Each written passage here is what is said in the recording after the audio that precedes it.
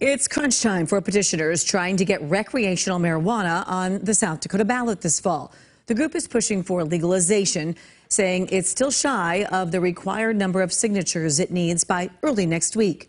But as KELO Land's Perry Groten reports, organizers are hoping this weekend will push them over the top with plenty of signatures to spare. That's right, Angela. The group, South Dakotans for Better Marijuana Laws, has to turn in their petitions to the Secretary of State's office by the end of the workday on Tuesday. Now, they'll host more drive-through signing events this weekend across the state with the hope of reaching and surpassing the threshold of nearly 17,000 signatures. But rain in the forecast could become the latest challenge in their reaching their goal. All right, would you like to sign the petition? I would love to, please. Excellent. BOBBI Walton of Sioux Falls became emotional when she shared how signing her name to the petition calling for the legalization of recreational marijuana gave her a sense of empowerment. I'm strong, you know, excuse me.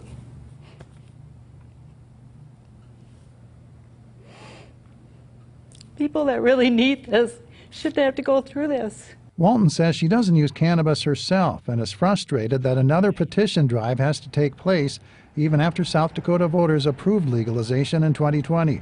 The amendment was overturned by the state Supreme Court over its language. I think it's terrible that we have to go through this in the first place. Why are we having to go through more signatures and petitions? It should have been taken care of. Petitioners say confusion over the legal status of cannabis hindered their collecting signatures early on. But over time, you know, we got the message out, look, we need to put this back on the ballot. We need to restore the will of the people. Just like everyone else, the petition organizers will be watching the weather, hoping that the weekend rain in the forecast won't dampen efforts to collect more signatures. Whenever you're working on a signature drive, you're worried about the weather. It certainly affects circulating, and any extreme weather could impact our transportation plan. But for now, it looks like we're going to be okay. SCHWEICH wants to collect a buffer of thousands of extra signatures to ensure they have more than enough valid petitions to turn in. Walton, who was unaware of the upcoming deadline, is urging others to sign their names before it's too late. I'm hoping that people will stand strong together.